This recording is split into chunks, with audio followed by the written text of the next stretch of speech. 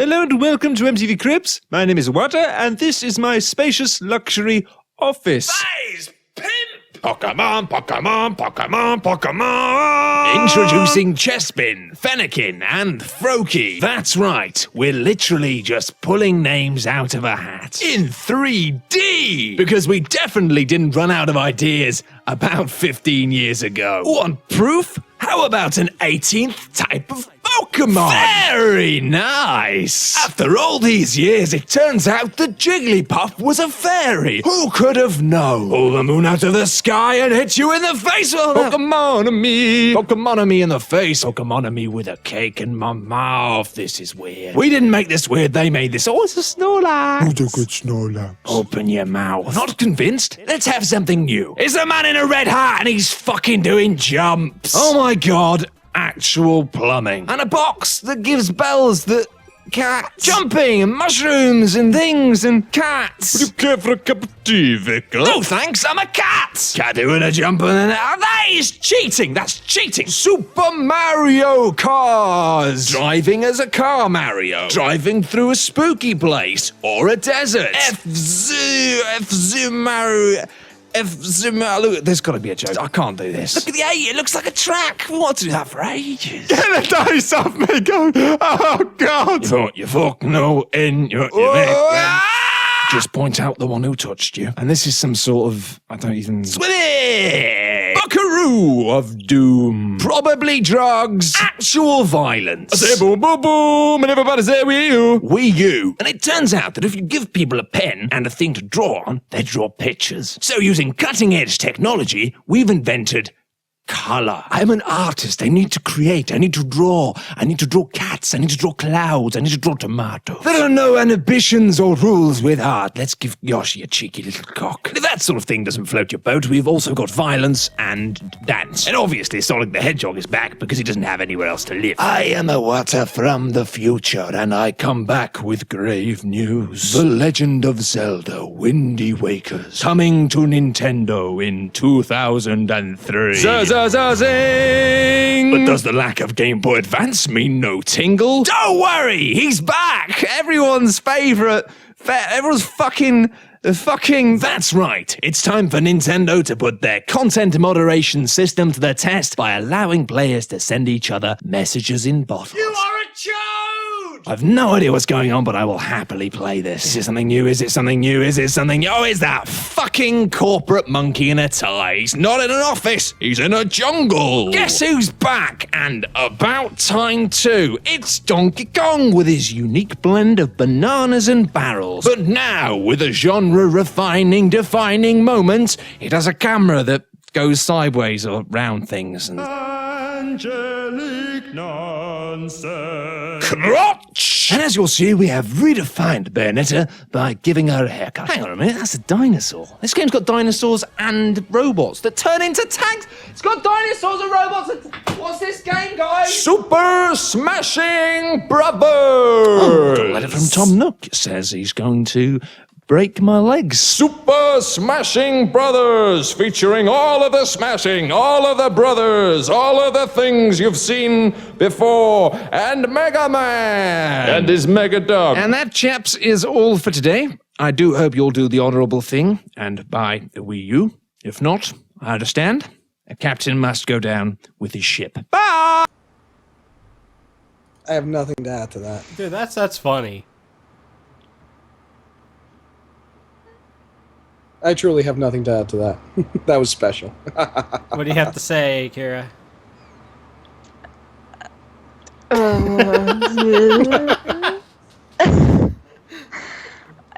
I don't have anything to say at all. Okay, I do have something to add. That's actually how it all sounded to me when I was listening to Iwata. Haircut. I mean, obviously it's a bit more exaggerated because, well, he may be many things, but it showed he doesn't have the thickness for it. You would know. Oh, yes. I scared the ladies in the wrong way. Welcome, everyone, to episode 27 of Ultimate Gamer Podcast. I'm joined with Andy. What do you want from my life? And Kira. Hi? Yeah. Now, Kira, you haven't been on an episode, have you? Like, lately? No, not since the beginning. I don't even remember what number it was. Oh. Yeah, you were part of one of our unreleased episodes where technical difficulties just prevented us from actually uploading. And just a Basically, sucking show. my mic sounded like, what was No, it, two fax machines having angry sets? Yeah. Yes, I would agree. You know, that's exactly what I thought when it was happening. So you think about fax machines in coitus a lot? Oh yeah, with the beeps and the boops and the gratuitous noise. You know what's horrible is that where I work, they still, like, some of our clients still use fax machines, so I hear that, you know, that tone. It sounds like you're dialing into AOL. The dialing tone, yes, exactly. The dialing tone, it's fucking annoying.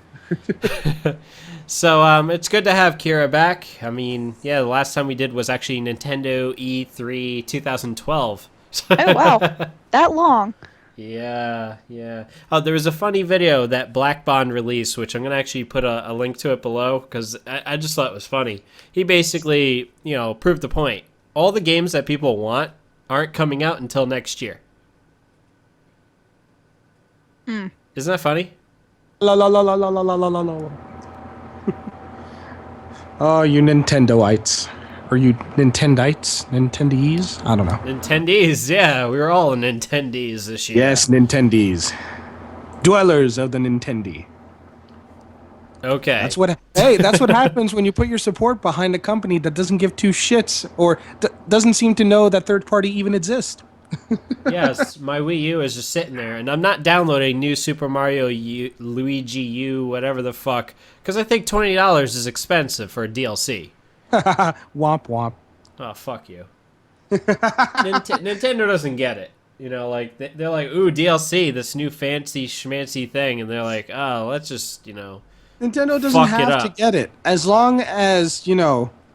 Look, the Since biggest Sony's the one- biggest fuck yeah. you will be if they release Mario Kart 8 and all the retro stages are DLC. They'll be like, hey guys, we're doing it just like Capcom. It's on the That's disc. getting into Ed Spot's douchebaggery level right there, man. That's, Which they'll do it. They will. They'll be like, oh look, we have instead of 32 courses, we have 16 courses, and it's only the new ones. You'll have to buy DLC to get all the old ones. But if you want to unlock this character, you have to beat all of the stages. Oh my. Yeah. Oh well. Challenge accepted. I ain't paying. I like this one. What? Keeper. Okay. So, I sent you guys an email. Yeah. Did you open up the picture? No, because I knew it was porn, so. Oh, well, I thought it was a lovely photo, but I guess you didn't. Yeah, I mean, we'll just start off first with Microsoft's E3 demo stations, which, I mean, in some ways, yeah, it's kind of standard practice, but this is just one of those icings This on the made shit me cake. giggle. This made me giggle so much. It was just the icing on the shit cake. I mean, you know, it's just like when you think it can't get any worse for Microsoft, this comes out that, you know, all the demos you're playing are on these high-end rigs, you know, which, by the way, my rig was more powerful than the rigs they had. Everyone's like, the 780 is so powerful. Well, my 690 is more powerful than a 780, so suck it. Suck it. But it's one of those things where it comes down to like false advertising and misleading, because if the gaming press comes out and says, hey, look, you know, these are the new games Microsoft's showing. Let me show you a little quick video of it because I think it looks sexy, it looks cool, and we're going to rate it highly because it looks sexy and cool. You know, it's just lying. You know, you're just saying, hey, look, you know, I know you guys hate PC gaming because it's the worst, but here at Microsoft, we need to show off our next-gen games on a fucking PC. Now, of course, there's going to be detractors out there that are saying, no, these weren't high-end PCs. These were Xbox whatevers in, you know, cases of... No, they weren't. They were high-end workaround PCs running the version of the Xbox OS, which is basically just Windows 8. specified for this hardware. No. It gets even better now that you Oh, right, mentioned right, Windows that's right. 8. It wasn't even using running Windows 8. Windows 7, dude. It was using Windows freaking 7. So that's right, ladies and gentlemen. For those of you who think that consoles are still the edge of the sword of gaming, in order to show you and make you appreciate your silly console games, we had to play them on a PC. Because, well, let's face it. What are we going to do? Play them on a console? Yeah, well, when they had the E3 press conference from Microsoft, if you were watching the Dead Space, or not Dead Space, what the fuck was it called? Shit. What the hell's that Dead game? Not Dead Island. Dead Rising? Dead Rising, there you go. There was too many with Dead in the title. But Yeah, it's just another copy-paste game. I know, I'm not. But Dead Rising 3, right when he's in the truck, if you listen to the audio, you'll hear a Windows error sound effect. And this is a demonstration on stage. Like, look at this. This is real-time graphics. Yeah, real-time on a by the PC, way, what motherfucker. they mean when they say in-engine. That's what they say when they're talking about this is rendered in engine, this is running in engine. It's not running on the console. It's running on a copy of the engine, running on a system that, is worthy. 3 times more powerful than the Xbox One. Yeah. So whatever you see on stage will never be what you get on the console. So Which now it starts to really make you wonder. Look at the Forza, Motorsport 5. It looks fucking good. And I mean, look, I'm a PC gamer. I've seen really intensive graphics. It looks fucking good. But now I have to wonder, is it going to look that good when you play it on an Xbox One at retail? I don't think so. And even so, like, they were using the PCs not only on stage but also for like demos on the floor when people could come and that play was the the Xbox. greatest part of it all, yeah. That's where they got pictures of the PCs. Like, and it's so mind blowing because you go to E3 and you expect to play the console, right? And all these people are thinking, "Hey, wow, I'm playing the Xbox One. These graphics look great," and then they're gonna go tell their friends how amazing the Xbox One is. Where in reality, weren't a few playing of those demo like thingamajiggies actually have like an Xbox One encased in glass showed in front of them? Yeah. That's what it wasn't they did. actually connected to the Xbox One. It was connected to a PC hidden in the back. Yes. Well, now think about it this way. Like the way Microsoft's doing it is how I actually play PC games. I put an Xbox 360 controller, plug it into the USB port, and play my fucking games. Wasn't there someone who was calling that sacrilege or some stupid shit like that? Yeah, look at that. Microsoft thinks it's a good idea too, which, I mean, don't get me wrong. I will get an Xbox One controller and use it on my PC because I'm pretty sure a lot of games for Windows, games are going to start supporting the newer controller. Yeah, I think that I will get it. Stems from the fact that console gamers are pissed off that they only have one or two methods of input, while PC gamers have a plethora of methods of input. I could use my Wii U controller on PC. I can use my PS3 controller on PC, and I can use Xbox 360 controller on PC. Can you do that on the console? I could use a modified IR camera by swinging my ass in midair using that as a controller. Exactly. I can use anything on a PC, while your console, you can use the Kinect on the PC limited. too. Like even the new Kinect, actually, they say is going to be compatible with PC. Yeah, it's compatible. There've been a lot of people that have been using it for, I have an development and Xbox. such. I have an Xbox One sitting on my desk right now. Well, technically you have better, but yeah, sure. Yeah, let's I have go. better, but it does it. It only does everything. I just thought it was hysterical, but I mean, it amazes me. At this point, I think you both will agree that the Xbox One is the worst console launch in history. Like it is. It already hit that status. No. Yes, it I'm sorry. has. It's bad. It is mondo bad. But I'm sorry, it is nowhere near. It's nowhere compared to like the freaking launch of something like the Dreamcast or the launch of the Dreamcast didn't do the that Neo bad. Geo, something like that. No, but okay, where it look. had abysmal sales. No, well, we don't know how the sales are going to be, but based on it, Why do you think they're not releasing the numbers on pre-orders, dude? Sony was up in arms saying, "Look at our pre-orders. We're already sold out." Yes, they sold out within a day. Within 24 hours, Sony sold out of their pre-orders. They still have pre-orders available, but that's for the next few shipments. So the launch shipment on Amazon is sold out. Yep. I have one. But it's funny is yeah. By the way, with these demo stations now, a lot of people are like, but Sony probably does the same thing. No, actually, a Sony the Knack game crashed during one of the playthroughs that someone was doing, and they took a video of the guy rebooting it, and it was actually running on a dev kit. It was running on a PlayStation 4 dev kit. So it had the menu system and everything of PlayStation Ballsy, 4. stupid, but respectable. No, it's yeah. I mean, I respect them because you know that okay, when I get a PlayStation 4, it's exactly the way it was when I was playing it at Yeah, E3. but from a corporate standpoint, that was a risk not worth taking. Sure it was. That just it destroyed the entire presentation. Well, not the entire presentation. It destroyed a segment of the presentation. It gave people this false sense of, wow, this shit's not even ready for actual like preview. Oh or no, launch. that was that game. That was the what do you call it? The Assassin's Creed, which honestly I don't. Yeah, the Assassin's Creed copy paste here. Yeah, I know. Assassin's Creed was cool. The first one was cool. Second was cool. Third, this is getting fucking boring. And every Copy game paste, after that copy makes you paste. want to pull your eyes out and say, "Fuck this shit." I mean, it's just rinse and repeat with just a new coat of paint. That's all the game is. And, you know, it's cool, but this is the biggest problem with the industry is they just keep taking the same shit, rehashing it over and over and over and over again. And, you know, that's why I kind of look forward to new console launches because a lot of times they'll come up with a new IP to launch it. So, I mean, at least this kind of starts things afresh. I mean, you look at Rise, that looks pretty cool.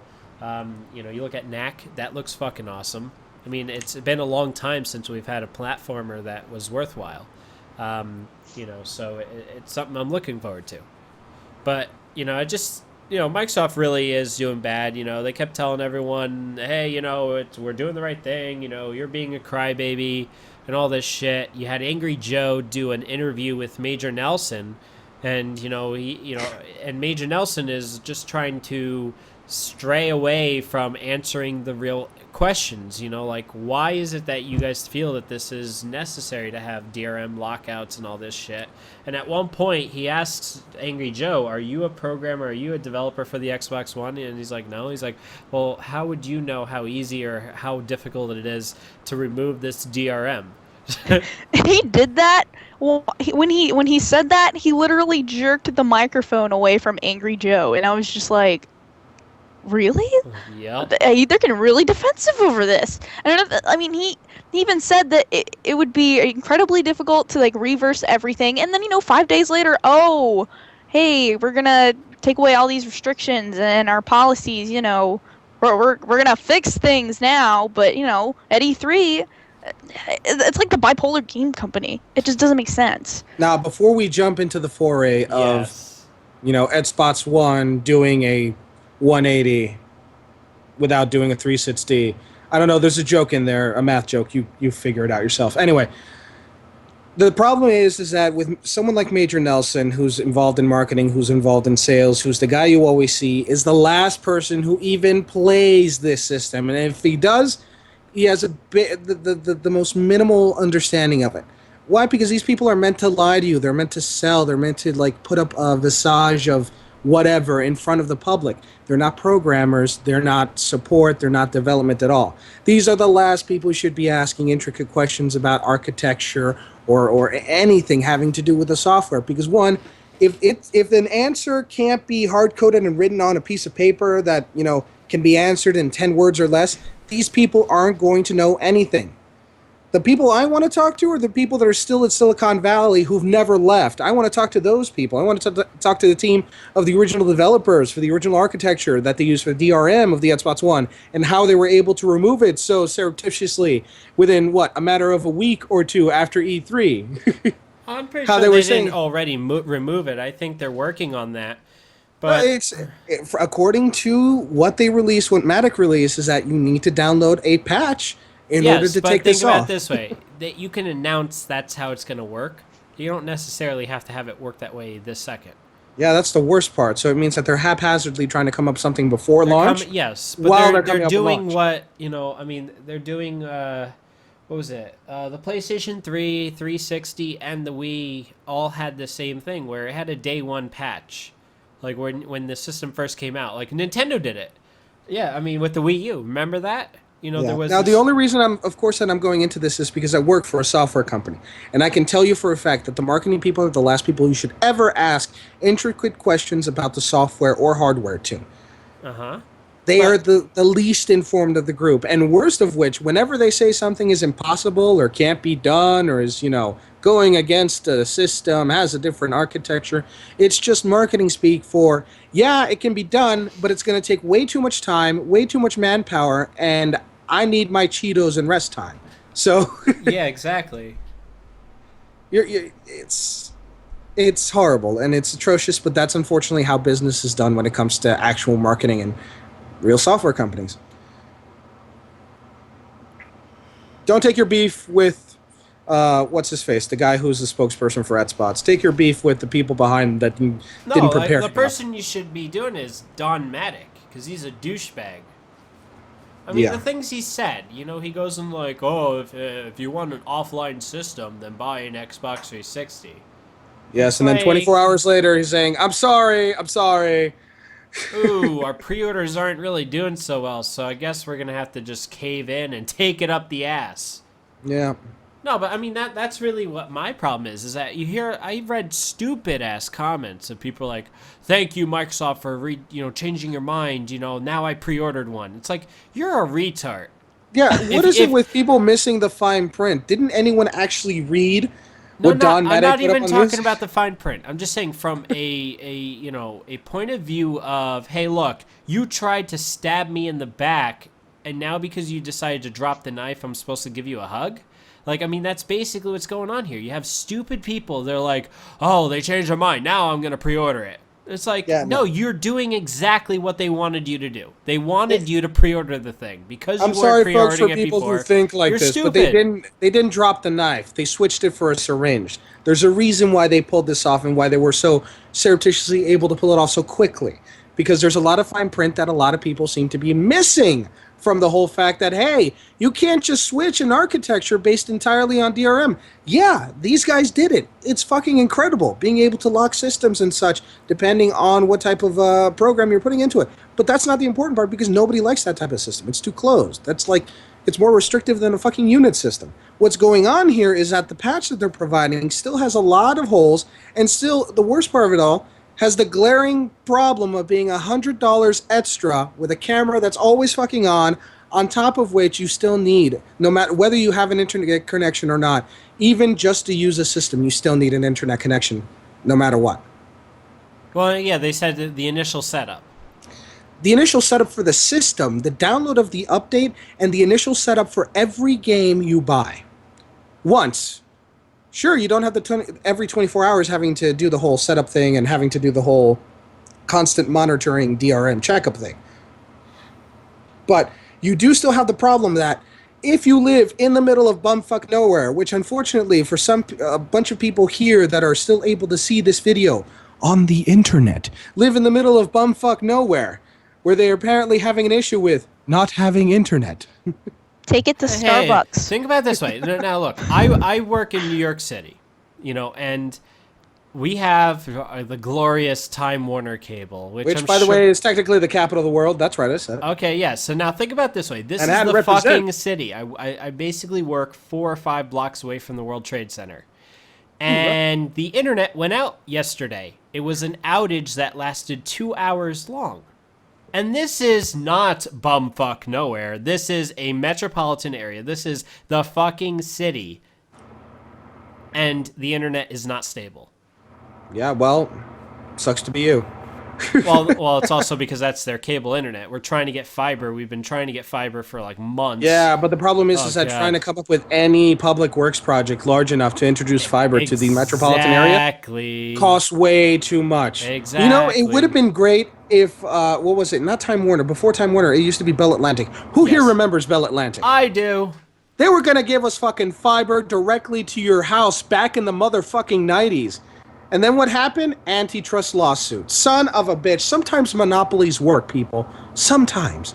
Sometimes monopoly work. You're just jealous because I do have a fucking fiber line running to my house. Okay. I'm not really jealous, but sure. Dude, Fios is God. Okay. I may not have no, that, but I'm still running a personal server, a personal cloud, and I got no lag. I have to correct this. I have to correct my statement. FiOS is Jesus. It saves the people from Choose cable whatever but false deity you want. Can you It's still fucking the let me same finish? crap. Shit. Let me finish. Google Fiber is the Lord. Oh my god. Google Fiber blows FiOS out of the water. Google Fiber is like, smite you, I will. Yeah, but unfortunately, it's never going to be set up in the metropolitan area. It will. No, I mean it won't. will. They can't. It will. I'm not saying it's going to be done in New York City, but I'm saying. No, I mean like New York City, New Jersey, the metropolitan, the tri-state area. I think it will. I think it will. Not in the next 5 years, but in the next 10 years. I'm going to have to post a story then. They've already talked about this because the next stop after Portland, Oregon was going to be one major city in New Jersey. Some people were saying Trenton. Other people were saying some part of the shore. Well, no, they need anyway, to do. Unfortunately, the regulations that are in the tri-state area, which one of the more heavily populated areas, one of the more heavily, when it comes to spreading out new forms of technology, they usually try it on the East Coast here first. Exactly. It costs way too much for Google to try to do it here. Well, that's because we are like, look, New Jersey, as much as I love living here, it is one of those things where we have too many fucking unions, too many assholes that need to have their hands in everyone's pockets, so you can't get shit done. You really can't. If I was in charge, now this is turning quickly from, a gaming podcast to a political one, but if I was governor or stuff, I would abolish and make all fucking unions illegal. Because I hate and despise the shit out of them because they actually disrupt, progress. And one of the biggest examples of this was after Hurricane Sandy hit.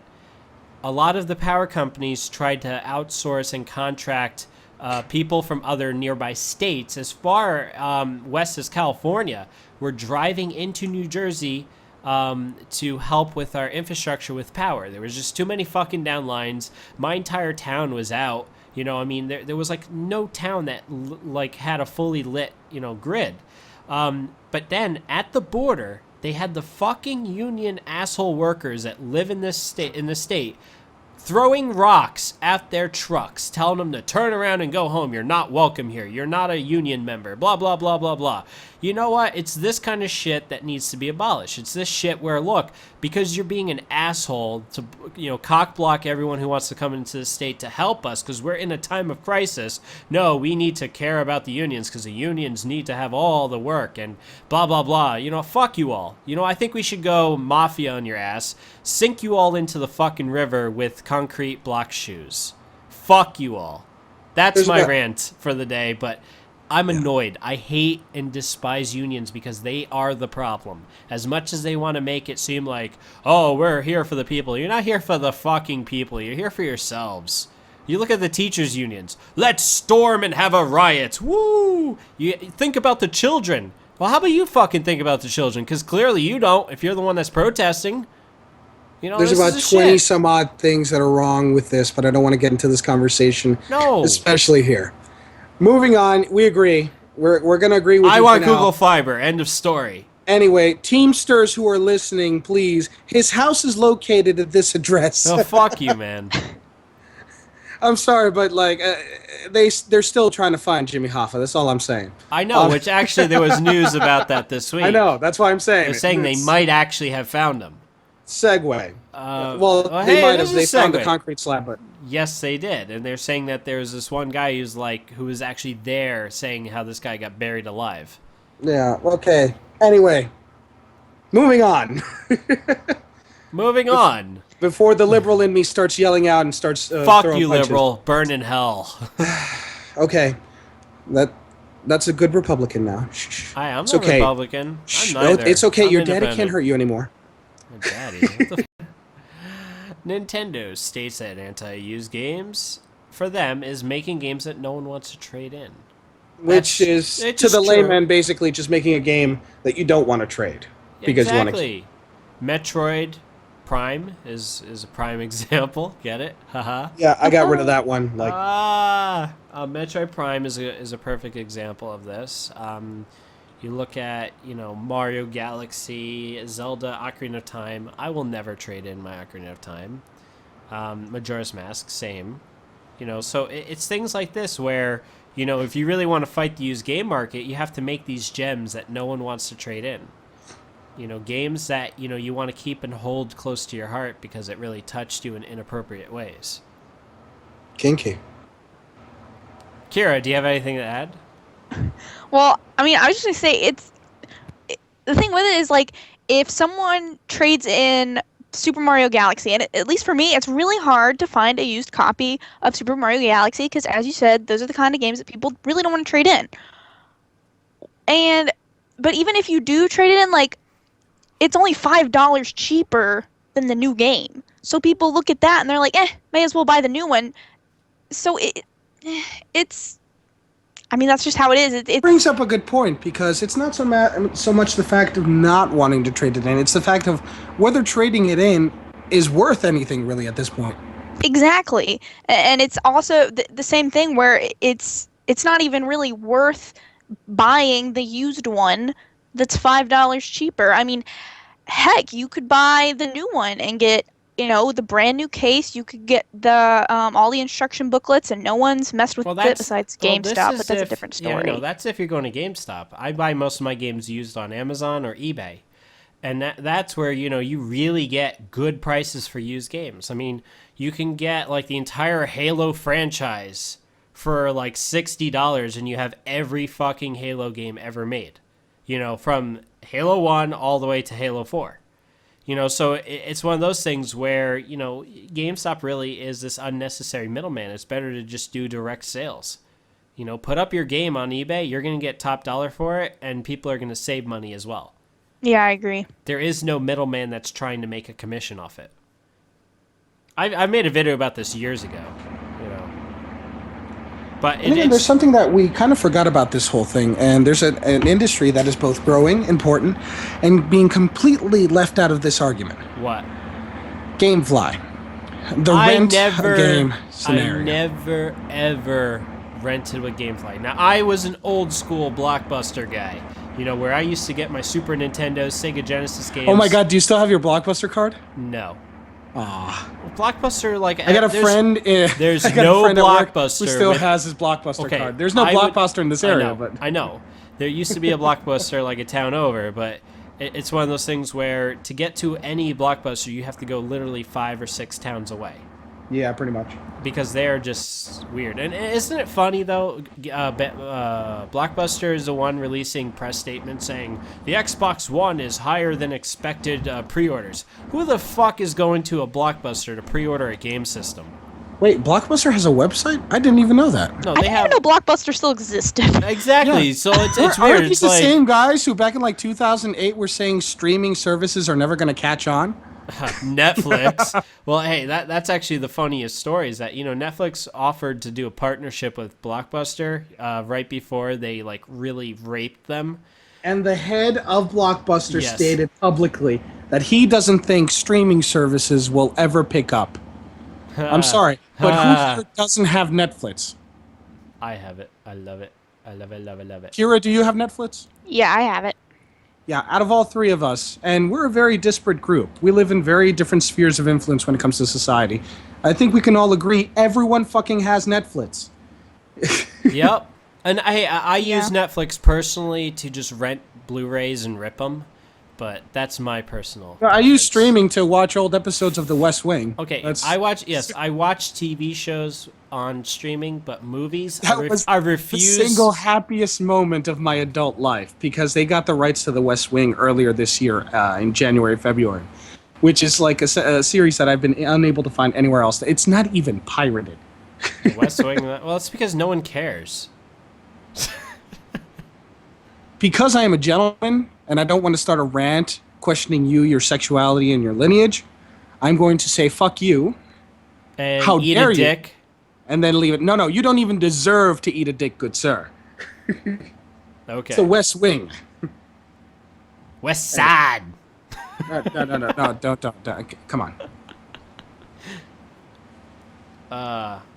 But yeah, it's something like that. And when services for not so much streaming gaming, because Gaikon and all that. Gaikai. Wasn't there originally an Asia-only version that was Gaikon? I don't know. Okay, well. Now, I mean, look, I'm looking at the front of this. The best way to rent and buy games, no late fees. I mean, is GameFly really worth its weight? I mean, I've never bothered to. I've tried it. I tried it for a couple of months when I still had my systems, and it was kind of worth it because. But okay, because you might sell me on it. Because I mean, the thing is, I don't feel like buying all my games, and a lot of times I'll play a game, play it for me, like it was a great 5 thing hours, and then never touch it again. Testing a game out, because here's the deal. Uh-huh. New game comes out. Yes. You really want to make the $60 investment on the game? With this, you try it out. Holy it arrives, shit. You try it for a few days, you send it back once you like it or not, and then you go buy the game. If not... They released a Jack and Daxter collection for Vita. I didn't know that. Well, now we know what John's going to be doing the rest of the night. Hell the fuck yeah, I'm going to be buying this. But anyway... But I'm saying that this is an entire market that has actually strived very difficultly to set itself apart. And with something like the DRM locking of the Xbox One, it was going to be an entire generation that was going to be unable to use the service and was literally going to cut an entire share out of this market. So I think there was a lot of things that Microsoft and the developers specifically didn't really think about when it came to the idea of locking DRM. There's more than one reason why they went back on their word, because companies don't do this just to keep gamers happy. Don't be deluded and don't think you're that important. The only reason that they did this, the only reason that they took back the DRM lock is because there's a lot of people with a lot of money in a room somewhere upstairs that are saying that this needed to change for some specific reason at the last hour. Huh. There's a bigger story here, and we probably will never figure it out. But there is a deal, a backdoor deal that happened somewhere. And I'm not much of a conspiracy theorist. I'm looking at this from a logical standpoint because when it comes down to it, whether it had the DRM lock or not, Microsoft was going to make sales because people were going to buy it because of the people are fucking stupid. Because they're stupid, and there's also customer loyalty based on the IPs, not the company, not the developer, but the IPs. So naturally, if you're a fan of an IP that's only on Xbox One, you're going to have to suck it up and buy an Xbox One, whether you like it or not. Well, that's where I have to say. Now, people, for some reason, call me an Xbox fanboy. I don't really see any exclusives that are worthwhile for me on Xbox. You're a lot of things, John. A lot of them. Fanboy's not one of them. I know, and that's the thing. I actually won an argument because I'm like, yeah, I'm a fanboy. And I want to reiterate to our public. Bossed one. I want to reiterate to our lovely audience, he is a lot of things. Okay, you done? I don't think I could list them in one episode now, but go on. Yeah, but that's one of those things where I mean, the Xbox. Halo is very stale. I mean, you can even admit at this point it's become very stale. As the diehard Halo fan of this group, I can actually unequivocally state, yeah, it's gone sandpapery. It's gone salty, crackerish. Yes, very dry. But yet then there are people, like, I personally have friends who are huge Halo fans, and, they see Halo 5 or, whatever. I don't follow Halo at all, to be honest. And they cream their pants. Yeah, exactly. They're like, take my money. And then they say, I'm going to buy an Xbox One without even knowing about restrictions, which now that's all gone and done for. Or the Eye of Sauron or anything like that. Just... Yes, it is the Eye of Sauron. It's an additional $100 Eye of Sauron. That's what it is. Continue. Well, I mean, I was just going to say, I've been talking to friends, and I was trying to, get them to justify their purchase of the Xbox One. Mind you, this was before they decided to reverse their policies. And all they said was they wanted to play the next Halo game. And that was it. Yeah, they're stupid. It doesn't make sense. Once again, it does make sense when you're talking about customer loyalty to a brand. It's an unfortunate side effect of a commercialized system of living. We're a commercialized society. When we love something, we're going to stick to it even if everyone tells us it's shitty because, according to our experiences, it's awesome. And that's what Halo created. And like I said before, that's the reason why Microsoft was going to sell DRM or no DRM. Huh. Now, depending on how good it's going to sell, that's when it comes to, public opinion. Did you guys actually see there was a poll? There's a poll on IGN, and the poll was, did Microsoft's new announcement sway you to get an Xbox One or not? And it said 53% of gamers said they're still not going to get the Xbox Yeah, One. no, it's still which that's evenly just a balanced. poll, but you know, people are still saying. Historically, people will like say one thing and of course do something else. Because also remember, we're not talking about a gaming populace that is going to go out and buy it. We're talking about a gaming populace that is waiting for their mommies or their grandmommies or their uncles or whoever to buy it for them. True. Yep, that's true. There's always the X factor, and unfortunately, a lot of the plebeians out there that are so dedicated in expressing their own personal opinion have never worked a day in their lives. So they don't technically count as providers, they simply count as secondary debtors. We're talking about a class of people who are going to be buying this, whether we like it or not, like I said, simply because it's not them who's buying it, it's not them that their outrage is based on the purchase. It's the purchase of the secondary person in that relationship with the money. And let's face it, mothers, fathers, anyone else is only going to hear the name. They're not going to hear, oh, hey, it has a camera that never turns off, or hey, they can't play all these games because none of them don't even, many if not all of them don't have no clue what DRM is. Exactly. So, yeah. Do you guys think it's a possibility that after they sell, you know, the number of Xbox Ones that they want to sell or whatever, do you think that they will make another 180 and go back to those policies and restrictions? I think Yes. so. I think so. I And can this see is that. something that people just don't understand. They would can have to easily have turn some it back serious on. head trauma. It's just a patch. There's no reason why they can't It unpatch would, it. it would have to have some serious head trauma in that boardroom if they didn't do this. In fact, I'm going to say that there is a serious issue with Microsoft's management itself if they don't do this within the first year, year and a half of its service life. Huh. You can record this today and put it on record that within a year to a year and a half, through the first life cycle of this system, we're going to see a massive change. Just massive. But, and this is the thing. We're not wrong in like predicting this, because if you look at the original Xbox 360, from the original day it came out till now, it's gone through so many changes, so many feature changes just in software alone. But see, that's different. That's a different can of worms. That's just software development, especially for a system which, at the time, was the first one of its kind. PS3 and the Xbox 360 were the first console games that were also a mesh of multimedia systems. Everything before that were just haphazardly put together. They weren't dedicated systems. And if you wanted an updated system, you bought a newer version of it. Like, Yeah. if you look at the PlayStation 2, it has a lot of different firmwares, but Exactly.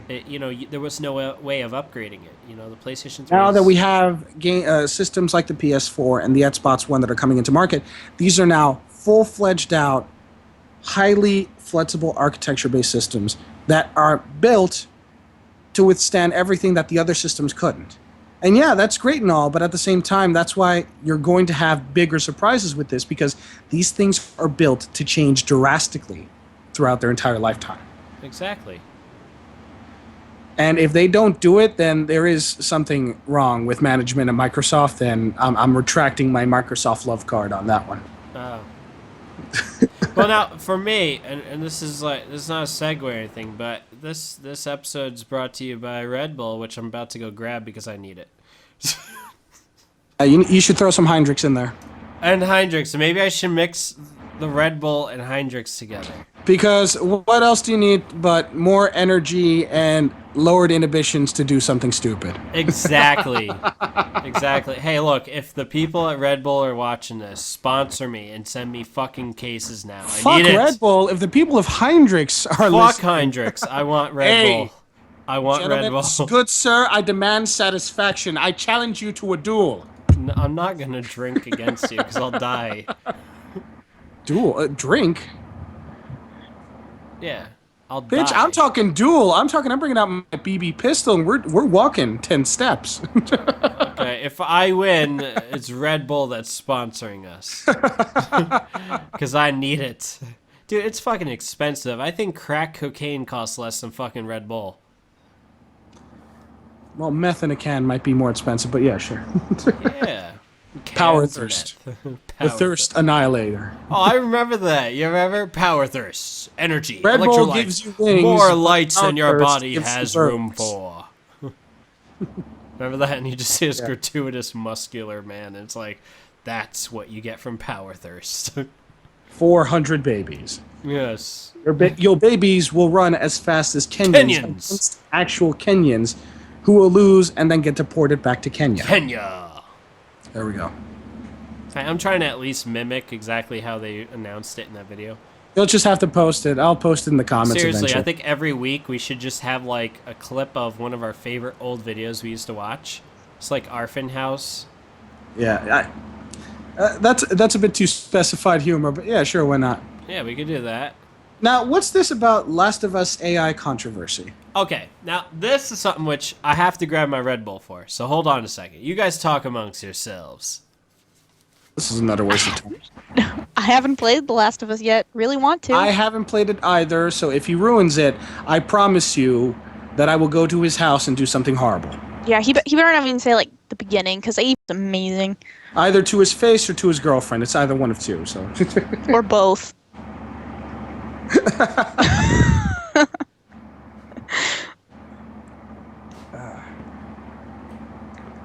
Tonight's episode is brought to you by Sapporo. For the cool, clean, crisp flavor of a Japanese beer, I suggest Sapporo.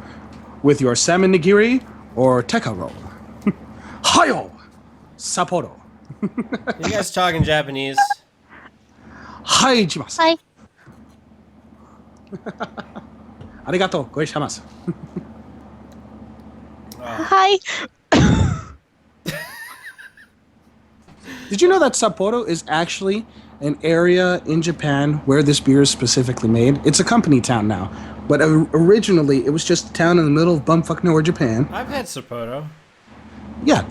Yeah, they Isn't it fucking awesome? Yeah, they carried at Miyoshi's. Yeah. I love Miyoshi's.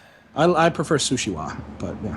Miyoshi's, so they have this thing. It's I gotta a drag your ass to Sushiwa. No, they have a chicken teriyaki that they freshly cook on a skillet. Chicken teriyaki is the most American Japanese quote thing ever. Fuck it's like you. It's like chicken tikka masala. People think tikka masala is actually Indian cuisine. It is not. Tikka masala was created in London, in a kitchen in London by a chef who was Indian, but it was created specifically for a Western palate. So anyone out there who says either chicken tikka masala or chicken teriyaki is like awesome, either Japanese or Indian cuisine, you are stupid.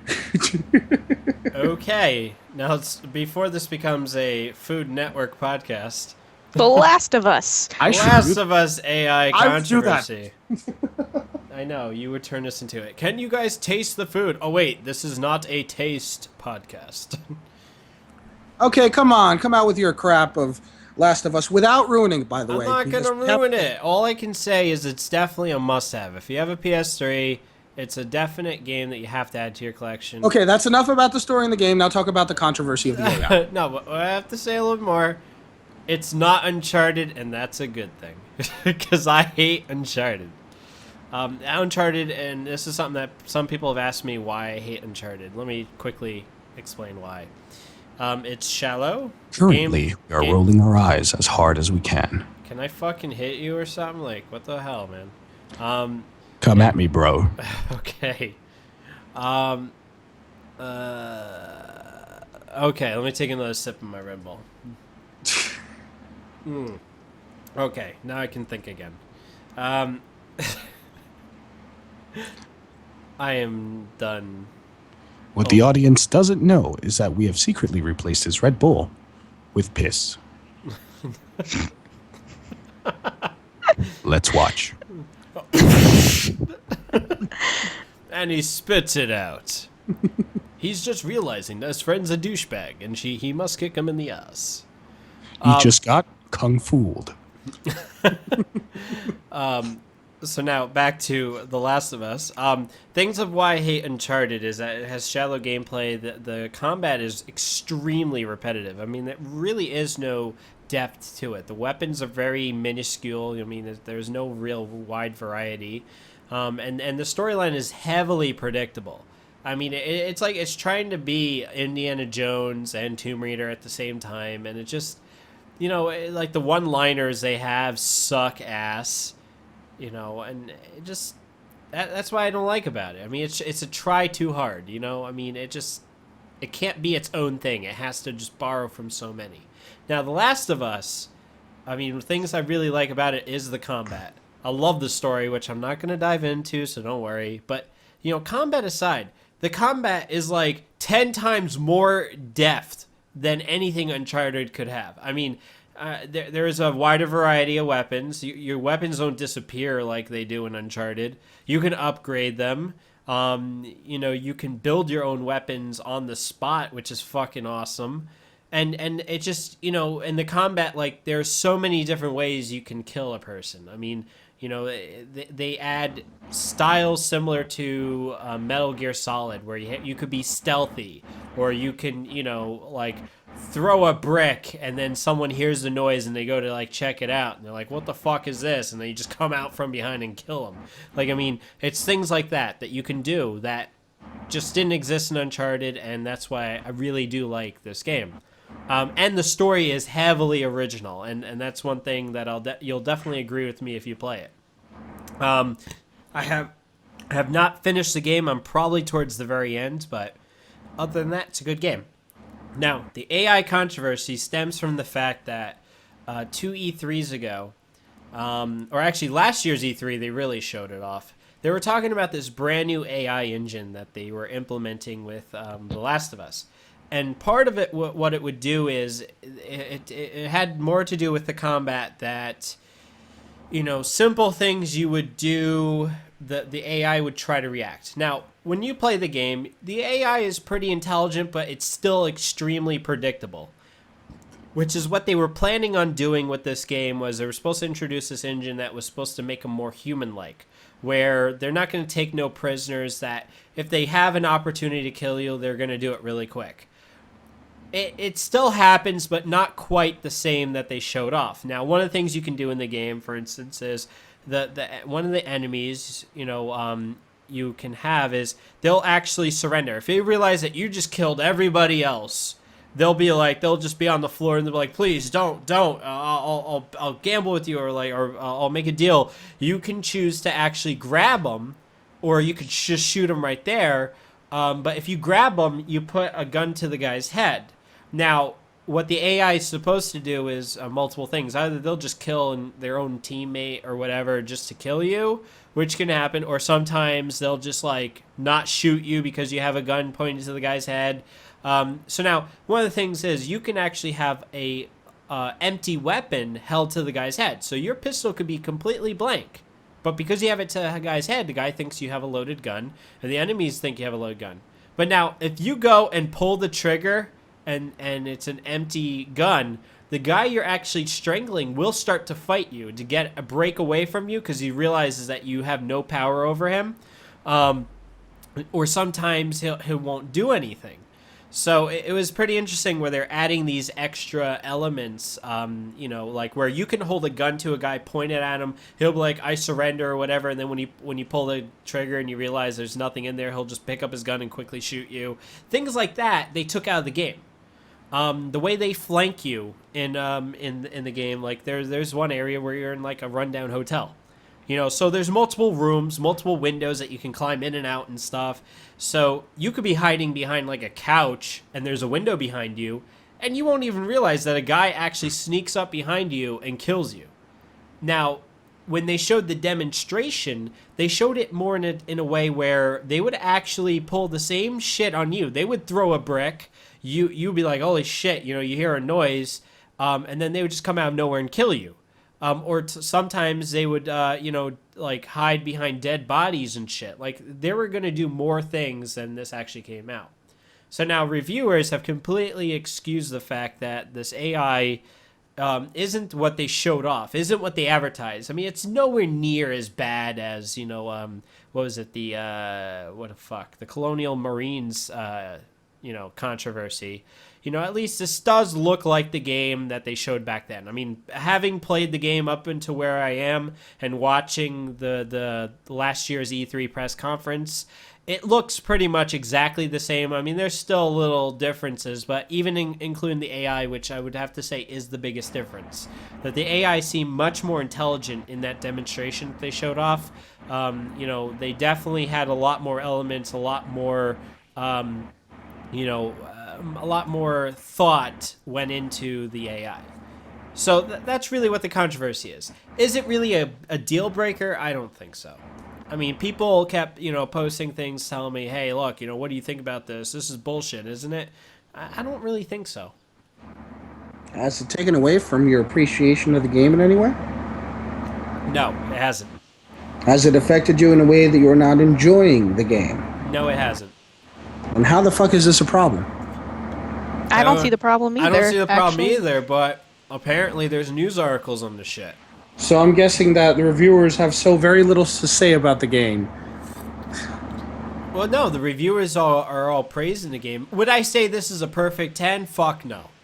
That's what I'm going to say. Now, that's one thing where I do think the media made it seem like this game was Ocarina of Time material. It is not Ocarina of Time material.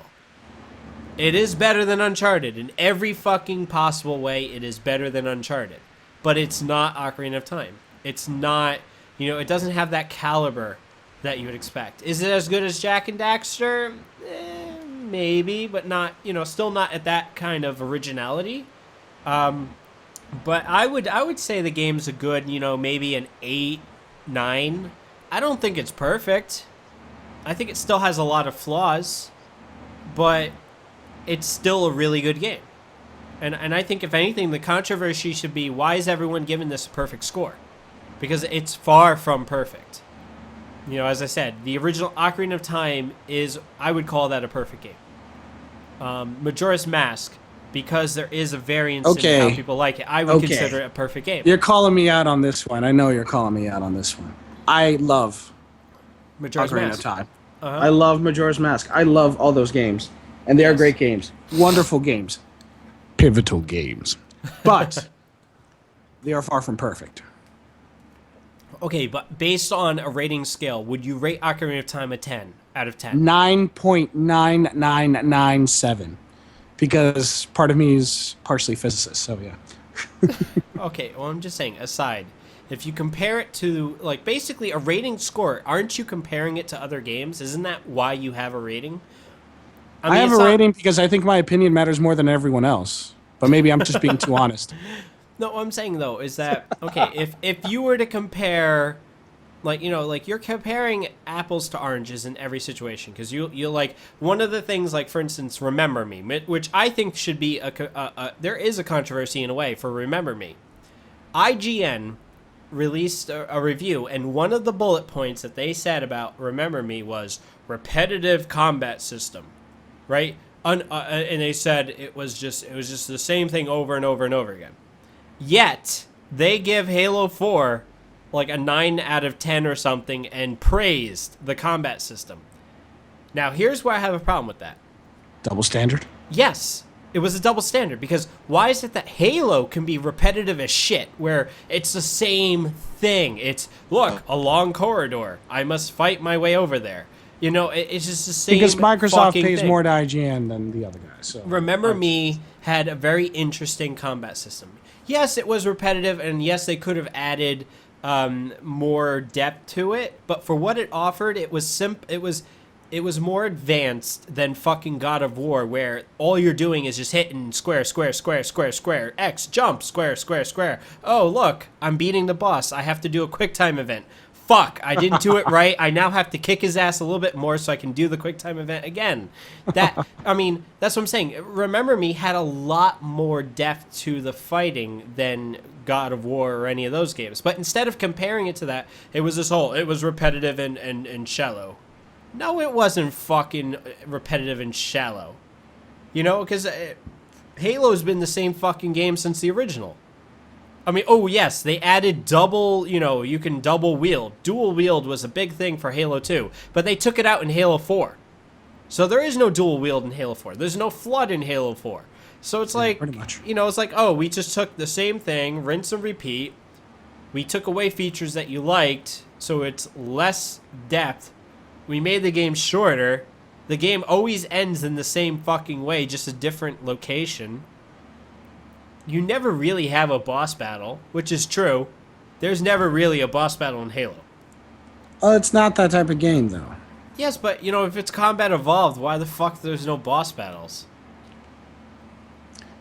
I'm going to let you linger on the irony of that statement. Thank you. All I'm saying is that if you're gonna rate Halo 4 this like Missed it. ridiculously high score, why can't you be the same for other games? Remember Me, I have to say I would rate it easily like a 7.5 or an 8. It is a really good game. It's really original. I like the concept. I would love to see a sequel where they really dive deeper into like the memory remixes, because there was only 4 of them, which sucked. I mean, I thought it was a really cool idea. You know, and I have to say, I mean, it is awesome. I love the style of it. I love everything about it. You know, the story is really good. You know, so it's one of those things where I think games like that should be given a more fair comparison. Instead of saying, well, is it a AAA? No. Okay, so now we have to be a lot more critical of it. I mean, that's just the way IGN and, you know, other gaming magazines, just gaming websites, it's just the way they are. They're going to give Call of Duty, you know, a 9, 9.5, and then other games that are original, not so good. That's just the way it is sometimes. It just seems like they will never... I think it's actually a pussified effect. No offense to the lady fans out there, but think about it this way. If you're a review company and your entire business is, hey, look, come to our site, read what we have to say, listen to what we have to say. We're not holding a gun to your head, but we're just going to say what we want to say, and you're going to listen to it. Well, if you notice that everybody and their uncle loves Call of Duty, every holiday season they buy Call of Duty, are you going to actually say, you know what? I'm going to be the only review company out there that gives the actual score the thing should be, and say, well, I think it's a 5 out of 10 because it's unoriginal. It's the same fucking shit as last year, you know, just with less maps and more DLC packs. You know, you're going to get a lot of hate because of that, because popular belief is this game is so fucking fantastic, when in reality, it is a very shallow game. I mean, campaigns are what? 4 hours long, all you buy player, and it's just the same shit over and over and over and over. But you pay $60 every year to buy the new version of it. So, you know, if you're IGN or Game Trailers or whatever, are you going to be that guy that actually says, here's the real score? It really is a 5.10 for us because, you know, it is unoriginal. It's the same shit every year. Or are you going to be like, well, this game is the blockbuster hit that's probably going to outsell itself over last year, so we're going to just fuel the fire because we're getting ad revenue from this game, so let's just give it a perfect score. I think that's what they do.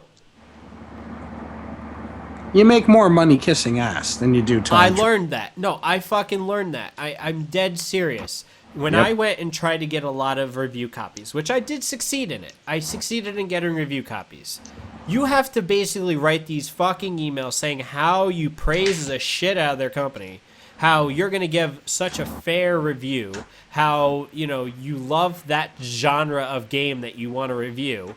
You know, whatever genre it may be. Yes. You have to say, like, when I got the pinball game, I had to say I'm an absolute diehard pinball fan. And the guy's like, yes, here you go. You know, here's a free copy of Pinball FX. You know, here's the free tables. You know, but it's the same thing with, like, you know, like Resident Evil. When I wanted to get a free copy of Resident Evil Revelations for PC, which I did get, you had to write how you're such a fucking big fan of the series. So, like, there's no, you know, that's, like, fucked up. It's like, okay, so you already have the presence of, oh, I'm not going to review it badly because I told you I love the series. Pretty much. I have to say, the whole reviewing thing is complete bullshit. And this is where I have to say this. You know, listen to your fellow gamers. Listen to your friends. If your friend bought the game and said, you know what, I really like this, then listen to them and take what they have to say over IGN or Game Trailers or even myself. If you don't know me in person, why should you care what I say? You know, and that's what I have to say about Remember Me. I was a little annoyed that it got low score. I'm like, it can't really be that bad. You know, I download it, play it, and I'm like, oh, it's really good. You know, I think the reviewers are being assholes about it because it was a really good game.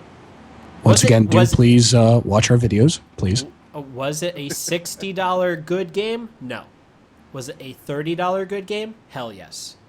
You know, and I think that's another problem is that, you know, you look at new franchises that are introduced, new IPs. Why the fuck are they charging full retail price for these? There is no established, like Because to it's a it. venture, because they're putting their money trying to try something new. And I know, but it's a gamble that they shouldn't be making. Well, it's a gamble that they have to make in order to see if an IP will stick or not. Yes, This but it is shouldn't all- be $60. It needs to be $60 because it goes No, on it the same. doesn't.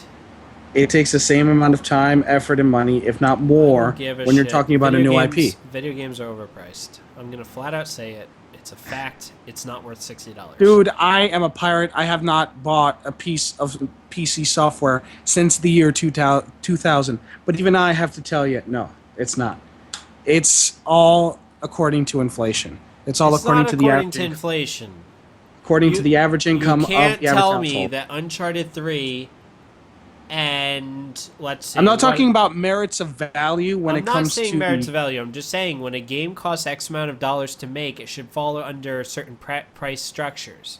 There's a reason why you can get this game cheaper on Steam. It's all in distribution. There's tons of money lost in distribution, whether it be in write-offs, whether it be in trading Bullshit! agreements, Because if you whether- look at what is it? The I can't say bullshit simply Yes, you because I'm in can. the same fucking business. I'm telling you, when The you same look, thing happens to me. then To why? the company I Can work you at. let me fucking finish, please? When you look at EA and their Origin service, why is it that their games still are overpriced? Why is Because it that when their it comes to digital download, that's when they're being assholes, and I completely Yes, agree but with Steam you there. at least Steam has sales and their price drops over Yeah. time. Which I think you might have sold me on GameFly. Which, let me just ask: have you ever ran into the situation where there's something that was unavailable? Because I've heard people say in the past that GameFly is not worth shit because When you're anything- talking about a new title in the first day, and you're just now on the first day putting a reservation for it, you may come to a problem. But if you do it beforehand, if you do it like a week, a month, or even a few months beforehand, you're not going to have that problem. So if let's say I go right now, let's say okay, PS3. If you're smart. Let's say right now on PS3, I mean, I know Last of Us is not going to be available. That's It's a not. given. So would you say I could get Borderlands 2 right now? Yeah. So I wouldn't have to worry about, oh, this game is unavailable. Like, Oh, you'll get it. I'll get it. So Crysis 3 I'll get. Or You'll get it. Need for Speed Most Wanted. It will be available to me. You'll probably get it, yeah. Okay. So I'm sold on GameFly. Because I'm poor. Well, I'm poorer, but yeah, sure. We're all poor. Although I personally have to give up on GameFly because really for PC games, it's not really that great. It's great if you have console games. Yeah, no. Well, PC is retarded. Like they're like, look at the PC games we have. They have old shit. And Yeah, then, because it's the problem with DRM specifically, the legal version. And then again, they're so easy to copy. They're only allowing the ones on GameFly that are, even if you copy, it's not really worth that much. exactly. All I it know was is we're like going to buy start hearing downloads. flames from the console fags at any point, sometime after this episode is posted. But trust me, there's a reason why you don't do PC games through GameFly, because the people that are putting money into something like GameFly aren't always the types of people who would, Why the who fuck want would to I buy do a PC. GameFly when I could just download the game right now? Exactly. For PC games, it's more along the lines of Steam. GameFly is more focused on the console gamer. Isn't it fucking stupid? SimCity is still $60. Yep. That is retarded. After the whole backlash of everything, it's still $60. The one thing that I don't see that we're having enough backlash out of, the problem that occurred with the PS3 recently. Oh, yeah. Oh, I am such an idiot. I am so sorry to all my fans out there. And, yeah, I don't have any fans. Everyone hates me. But PS3 is around the world 2 days ago. We're They got bricking bricked. left and Yeah, right. I'm trying to keep this guy honest just to make sure that the rest of the bastards out there aren't saying that we're avoiding a story simply because it We puts are avoiding someone... shit. Sony fucked up. And here's one Yeah. thing I have to say. And this is, unfortunately, Andy and I have different viewpoints. Kira, I know you haven't talked much. You're going to talk a lot. And I want you to be on my side, the winning side. Okay. I think if you have a PlayStation 3 or an Xbox 360, it's out of warranty. Those companies, in order for you to continue playing online or in order to play a new game, a lot of times they force you to update the system. Now, if the firmware that they're releasing bricks your system, I personally believe that the company should be held responsible for fixing your system free of charge or issuing you a replacement system. I think they should be held accountable. Andy, on the other hand, believes, no, it's in the license terms. You agree that, this update could fuck up your shit and we're not responsible. But I just think from a consumer standpoint, why should I have the risk of being forced to pay for a company's mistake when clearly, we can all agree, clearly this was not thoroughly tested. You can't tell me that this was tested when so many fucking systems were bricking left and right. And it was something where even the newest system they released, the Super Duper Slim, was also bricking from this update. So it wasn't like, oh, this was ancient hardware. We didn't know that the original 60 models were going to actually brick from this update. No, it was across the fucking board. Every single PlayStation 3 model was susceptible to this brick because of the update. And on top of that, Sony pulled the update off. So they knew, at some point, they realized that this update was bad, that it was bricking systems, so they pulled it off the PSN. They stopped mandating that if you wanted to sign in that you had to update, all this shit. I think companies should be held accountable for this. I think that, you're selling me the system, you're also selling me a service too. And part of that service is don't fuck up my system that I need to access your service. And I'm not defending any of those jackasses out there who believe my laser burnt out because of this update. It didn't fucking burn out because of that update. I'm talking about a legitimate software problem where your system is a fucking brick because when it turns on, it is a software glitch. It's like a BIOS update for your motherboard. It when you update it, it fucks up. All I'm saying is that with the PS3, Xbox 360, especially when it comes to consoles, I think the company should be a little bit more responsible when it comes to this because this was a clear fuck up. I mean, if it was, a handful of systems, yeah, be a problem. But, you look at Microsoft. When the Xbox 360, there was a point where they released an update, and this was to support the new disc format. I forget what the hell they call it. It was like X something, something, something. And what it was they took the partition, because if you notice, an Xbox 360 game, there's 1 gig per layer that is reserved for Microsoft's use. Because they realized they never actually put it to any good use, what they ended up doing was they came up with a new format that would enhance the storage a bit. It would actually reclaim that partition for game disc use because games started becoming more than 1 disc. So Microsoft did this. They realized that the original DVD-ROM drives that they used in the first few batches of Xbox 360s wasn't compatible with this firmware. They realized that there was absolutely nothing they could do software-wise to make these drives work with this new format of disc. So they said, hey, look, if you have this particular one, we already figured out which one it is. If you punch in your serial number and it matches the ones that we have listed, we are going to have you send in the system. We're going to send you a brand new Xbox 360 Slim for free to make up for it. Do you think they should do something like that whenever they brick a system with an update? And don't say it's not forced. In a way, it is forced. If you have active services with it, it's kind of forced. It would be like your cable box. It's not forced. Look at your cable box. This is one thing I've had a battle with Verizon for years. It's one of those things where they wire up your house, right? They give you the cable lines and all that. They say, hey, we wire up your house. Now you're paying a monthly service. You're paying and paying and paying. Oh, now my cable box isn't working so well, I've been paying for it and everything, but picture gets all fuzzy, it macro blocks. The technician comes, says, well, the cable looks like we're going to have to just replace the cable. So here is a $20 charge for the cable because you didn't buy the insurance. This has happened because it turned out one of the stupid-ass technicians didn't terminate the tip correctly. So the tip actually popped off. Now, because I didn't buy the insurance, now I'm held responsible for them to put a new tip on it. Now, I made the very good claim, well, okay, either you replace the tip for free or I'm just going to cancel the service. And they said, well, why would you cancel the service? It's such a good service. I said, well, part of your service is making sure that it's working.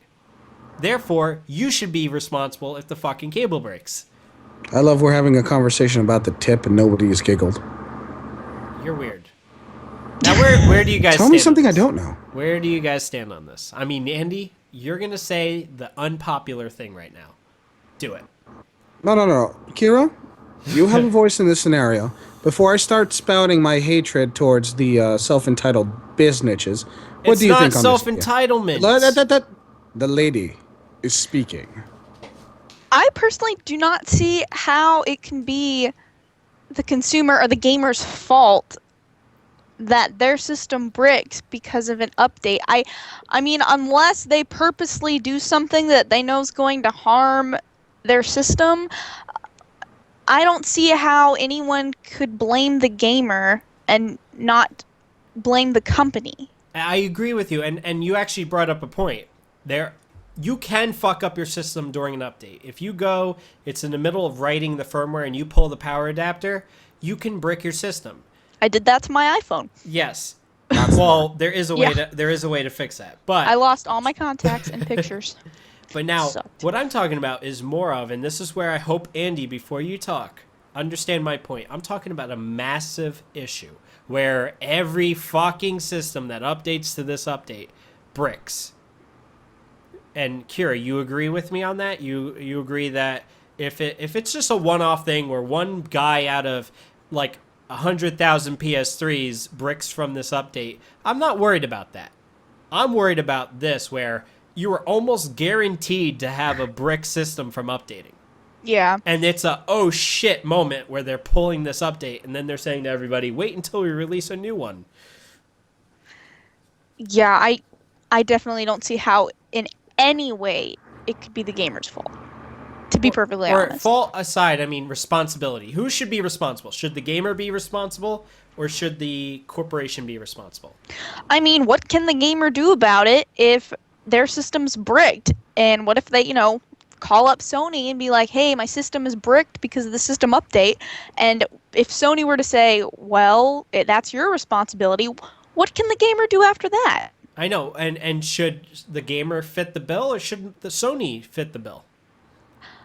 I personally think Sony should, because if I were to go, I don't have a PS3, but if I were to go update my Xbox 360 and it bricked, and I called Microsoft saying, hey, it bricked, can I send it to you guys, can you fix it or whatever, and if they were to charge me for that, I would say, now I could understand you charging me if it's something that I purposefully did to the system, but this is something you guys did, so you guys have the responsibility of paying for it yourselves and not charging me. Exactly. It was an error on their part. They didn't code the patch correctly. So therefore, in them not doing their due diligence, in them not doing their part to ensure that the quality is up to par, they just cost you money. And I think that if they make it so that the gamer would have to pay for stuff like that, stuff that it's the company's fault, who's to say that they can't simply just purposely make an update, brick systems, and have the consumer have to pay for it? Because Exactly. that'd be considered everything's purposely. fraud, and then that's when we Well, get I into the consider this legality of it. fraud. If they're releasing it, look, they backtracked on it. I can understand if they legitimately didn't realize what the fuck was going on. They pulled the update because they realized it was bricking systems. At that point, something is wrong. What, Andy, why do you think it's not the company's fault and the gamer's fault? Because I want to get your opinion on this too, so... Gather round, children, for a tale of butthurt and reality. Does it include KY Oh, boy. jelly? Kinky, but no. Oh, this Bite is the gonna pillow, hurt. Timmy. I'm coming in dry. To all the self-entitled PS3 and Xbox 360 owners, understand this. Understand this basic concept that is found throughout the entire world and allows for our commercialized society to exist above this, harassing sea of chaos. The company is only limited in liability to what it says it is responsible for. You know that big block of text that you scroll through every single time? Which I have to ask. 90% of gamers are not legally binded to. Go on. Yeah, they may not be legally binded to, but if you brought on a large enough... Therefore, the license term Okay, is null in and order void. to quote you, can you let me finish? Yes, go ahead. Every single one of those EULAs always comes with a clause that has been coming ever since the early 2000s, that the company is not responsible for anything that happens once the upgrade begins because they cannot be held responsible for anything that might happen. This encompasses everything from you being a dumbass and pulling the plug and then saying it's responsibility of Xbox or of Sony, or you doing something stupid like some type of modification to the console and then fucking up during the upgrade, or even the upgrade itself breaking the system. I'm not saying that the company's not at fault. I'm just saying that they're not responsible for it. The people who are at fault are the programmers that, unfortunately, through trial and error and their quality control assurances, were not up to par. But that's not the issue right now. The issue right now is that the there guy are people... cannot turn on his system. Ahem! The issue right now is that there are systems out there that have been bricked, and people are going to start asking the question of who needs to pay for it. And obviously, once you sign, or not sign, once you press OK, although you're not, as Jack likes to state, legally binded, you still have absolutely no case at throwing this the responsibility of the actual company, because the company, although lacking due diligence and quality assurance, did take the responsibility by taking it down. That's as much as they are personally liable to do. That's as much as they need to do, because everyone else who didn't get the update wasn't bricked. That means that they're still in play. Yeah, Does but that sound then horrible? there are thousands of other gamers that did run that update. And now they're going to improved. have to start spending extra money to get their systems back, or they're going to have to switch systems or stop playing or get jobs. Either way, when it comes down to it, it's not the responsibility of the company at this point. Here's what I'm going to have to say. You're rewarding some guy from breaking your window. Yeah. That's fucked Welcome to up. That's America. stupid. I don't understand the logic. And this is one thing. This is It's why not I'm about against... logic. It's about commercialism. It's about making fuck the extra this, buck. because this is why I hate lawyers. You know, we live in such a gray world. It's ridiculous. It's called reality, my friend. It sucks. Ridiculous. That's what it is.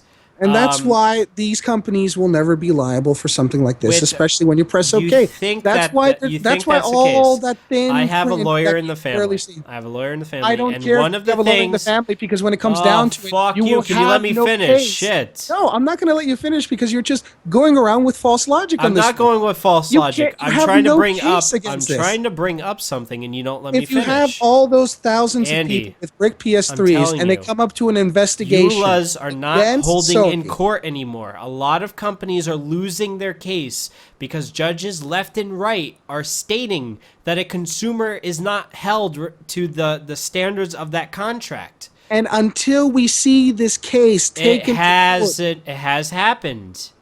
I'm On talking numerous about this cases. case. I'm There talking is about this something. right now. There is a big case right now called click wrapping. A lot of times, you know, when you buy Microsoft Windows, because A and- equals oh, C fuck and you. B equals C does not mean A equal B. There's a Latin prose that makes it far clearer, but of course, the majority of our audience doesn't know what the hell Latin is. Just because it has happened before does not mean it has happened or will happen always. This case is special, and I agree, and it's something that we need to watch. One, because all of the good consumer confidence that Sony gained at the end of E3 by being the one system that was out there saying, fuck you, Fortune 500 companies, fuck you, publishers, we're not doing DRM, we're not doing region locking as everyone else has done since the beginning of time. We're going to trust in the gamers, and we're going to let them do their thing. All of the good, like, positive energy that they gain from that is lost in an event like this. And an event like this is important, because I'm going to keep following this event. This is something that may actually make or break this company, specifically the American branch, because there are going to be people that are going to draw an investigation about the quality assurance of an update that has bricked and taken hundreds of if not thousands of dollars away from the consumer. I agree with your rage. I agree with your self-entitlement, and I agree with your bitching. But the thing is, at the end of the day, the way this case is looking, it is unfortunate, but they may very well be able to get away with it. On top of it, every single piece of software, and I am telling you this as a guy who has to support and write software, and I've had to write patches, I've had to do it, you always have to have it either in writing or you always have to have it either in anything else. If any corporation gives out anything for an update on any piece of software, no matter how well you've quality tested it, you always do that. You always put the liability shield, being that you are not responsible if this breaks your system, because even though it has been tested, we cannot give a 100% guarantee, because it is impossible for any developer on the face of the earth in the history of mankind up until this point to ever give you a 100% guarantee of functionality with 100% of every single piece of hardware attached to any hardware that's going to be installed with the software that they're working on. Yes, it's but the reality of the sidestepping market. The issue. It's one of those things where Sony has to do the absolute right thing in this, because again, you're pissed off. They don't have to. They can fuck choose to. Yes, they do. They don't have to do anything. We're talking about a multi-billion-dollar corporation that's spread across the entire planet.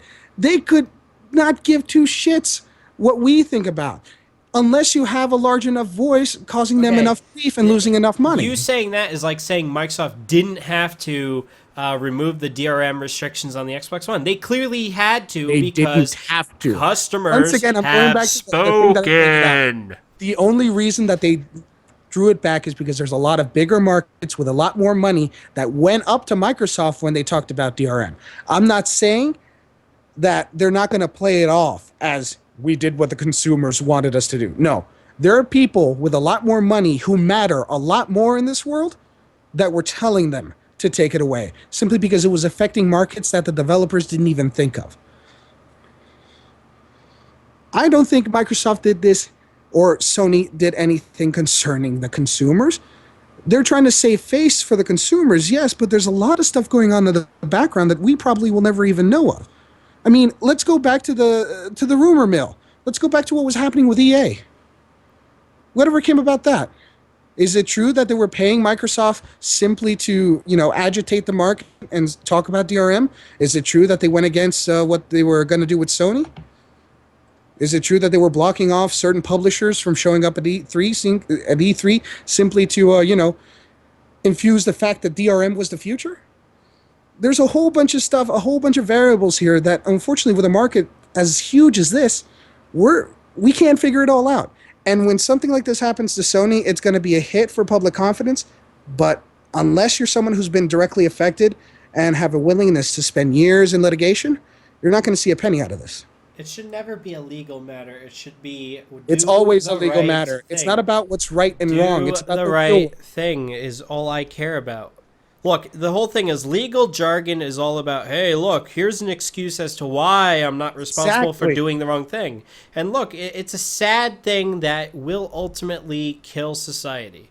It already is. If you look at patent lawsuits, you have patent trolls that constantly just shut down companies because they're douchebags. And currently there's legislation in the works in order to stop them. I know. And that's what we'll step forward and away from patent trolls. But for right now, since they're legal, you're as that's thick the as way a brick when it comes to this. It's not about being thick as a brick. I agree with you. It's horrible. It's wrong. But this is the real world. It's the real world that can be changed. Not in a fucking daycare or preschool. It's not about doing the right thing. Andy. It's about it cannot change. It can Humanity change. is incapable of change. Yes, humanity is capable of changing. We are an animal based on perceived. No, people are just like machines. You can predict once you know the basic habits and the basic archetypes of what people are. Then you're basically saying you have absolutely no faith in humanity. Yeah. I have faith in humanity. I really do. Then you're stupid. I'm not stupid. I don't mean this in any offense, but I mean this in it's a very beautiful and childish innocence, thinking that there's good in people. What you take as good in people is simply whatever works for the person in that scenario to not cause harm to anyone else. Mind me if my viewpoint is a bit Nietzsche-esque, but it works. It's brought me this far, and it really has never failed me. It's along the same lines as always assume the worst and you'll never be surprised. It's not just clever writing, it's the reality of the scenario. I believe in the do unto others that you want done to yourself. I wouldn't fuck someone over because I don't want to be fucked over. So it's one of those things. As long as you can live by that, society will get away with it. You're going to fuck someone over. I'm not going to fuck someone over and get away with it. I don't do that. Unless we go back and look at a few of the videos that you have recorded when you're talking to customer service. What about it? Fucking over customer service, dude. I'm not fucking them over. How am I fucking them over? You're using the system in order to gain an advantage compared to the average customer simply by pushing your own agenda towards a person in customer service who has absolutely no idea what your agenda is or what you want. That's the same exact thing. I'm doing unto others what I want done to myself. I treat them with respect. There we go into the gray area of It's menial not a definition of gray personal area. thoughts. They It's all fucked gray me area. over. Yes, and then you fuck them over back, yes? It's called Robin Hood.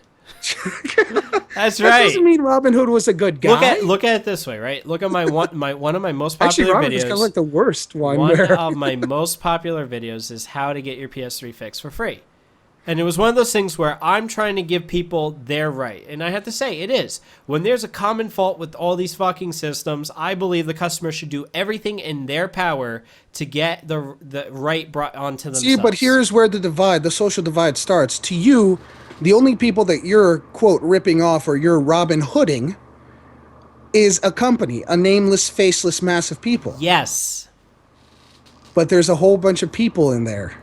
There's a bunch of individuals with feelings, with needs, and with interests. There's a whole bunch of people in China building the crap that you're talking about. There's a bunch of people in Silicon Valley programming the crap you're talking about. There's a bunch of people in India who have to deal directly with you about this crap. There's a whole bunch, there's a ginormous part of this huge, beautiful, and violent world that you're not taking into account when you're talking about using your own wits in order to gain something. It's the same exact thing. It's only in reverse. See, that's the thing. This is the whole false dichotomy.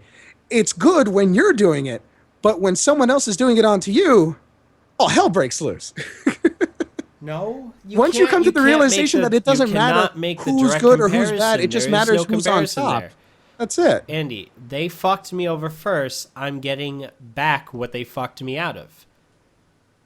You sell me a defective machine. You sell me something that, everyone and their cousin who owns the same thing is experiencing very similar problems. Clearly, it's a design defect. Clearly, it's a common fault. Therefore, I'm going to say that, why should I pay for something if it is clearly defective by design? Not really a defective by design, since obviously you've never actually developed a piece of hardware. Neither have I. I've only worked with legacy hardware. Why is that thrown as an argument? I don't understand that. Because it is an Why argument. do you have to develop Your something point of in order view to is have biased it? because it's limited. You've never had the experience of sitting down and designing something from the ground up from nothing. It's common and sense, then having Andy. somebody else. It's common sense. If it was common sense, then every machine ever created by a man would be perfect on the first prototype. No, it's not. But I'm saying is that if there's a common fault, meaning that everybody's a common fault, by which your definition of a common fault was a fault that was only found later on, many months, if not years, down the cycle of production, manufacturing, usage, testing, and updating, that was found after all of these variables, which are compounded, and we're talking about markets on the millions, if not close to billions, depending on how large of a market size you're talking about. You're talking about all these variables happening all at once. I can understand if you just say that they developed one system just for you, and then just you. RROD. Court case proved it was a fucking common fault, and Microsoft was forced by law to fix it. You gotta love lawyers. It's not about that. It's a case in point. So in here, the law means it's right, but everywhere else, when the law says it, it's wrong.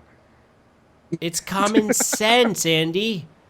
Your can't definition sell of common billions sense of the is a very same biased device. and limited view. I deny it simply because of the fact that you don't have enough behind it to say that this would be considered common sense. For an average Joe, common sense concerning this scenario would mean nothing because they don't even know how fucking electricity works. Now, if you're talking about a technical fault, it is not a design fault. And anyone who thinks that people design hardware in order to have a defined fault that fails after a certain amount of time, It was a either poorly has only designed. worked in the automotive industry or really fuck. thinks that Andy, companies you're make on a more than roll they do.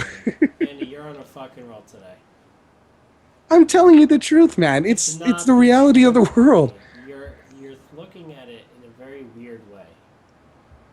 You're saying legally no one's responsible. No one for is, this. and you're not going to see a dime unless somebody I'm wants going to to make you sign a contract that says I could shoot you in the face. Oh, look, lawyer, he said I could do it, and here's a contract. Well, obviously, if I'm dumb enough to write on a piece of paper that I want to be shot in the face, I deserve to be shot in the face. All I'm saying is that, Just because you could write it in a contract doesn't mean it's still okay. It means everything. It's No, the it basis doesn't. of our society. Our society, the American society, the American experiment was based off a piece of paper. The Declaration of Independence, the Bill of Rights. I don't want to get into an emotional fucking political rant, and we've already gone far enough. We've lost probably 90% of our viewership. But I personally want to end on a note that, yes, everything is about what's written on a paper because it's not about what it is. It's about what it looks like. It's never been about good or evil. It's been about what's good for the individual compared to what's good for the group. What you think is right could be stupid and wrong for somebody else, and what you think is wrong could be the correct viewpoint and the purest and holiest way of seeing the world to somebody else. And especially when we're dealing with companies that are providing on a global market scale the variables, the immense amount of variables that come into play. Something like this was bound to happen. We can't blame Sony. Is it horrible and should they pay? Yeah, they should pay. Are they going to pay? I don't know. I got to see the court case. But the people at fault, there's really no one at fault here.